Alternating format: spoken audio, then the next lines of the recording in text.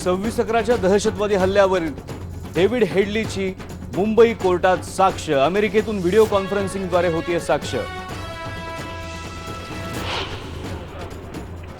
26/11च्या हल्ल्यामध्ये लष्कर-ए तोयबा आणि ISIच्या सहभागावर David Headley काय प्रकाश टाकणार याकडे लक्ष। 2002 ते 2005 या कालावधीत लष्कर-ए तोयबाकडे घेतलं होतं दहशतवादी प्रशिक्षण।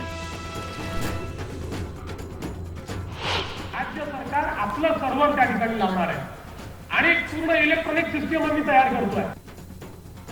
टोल नाक्यावर वाहनांची नोंद ठेवण्यासाठी राज्य सरकार स्वतःची यंत्रणा बसवणार। मुख्यमंत्र्यांची घोषणा।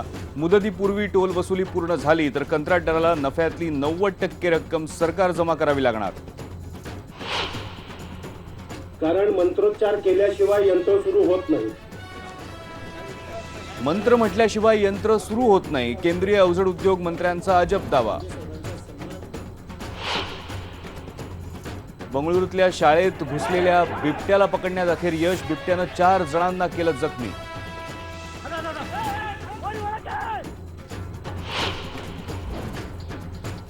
आणि सिमल्यामध्ये होतीये जोरदार बर्फवृष्टी। जनजीवनावर परिणाम, पण पर्यटक मात्र खुश।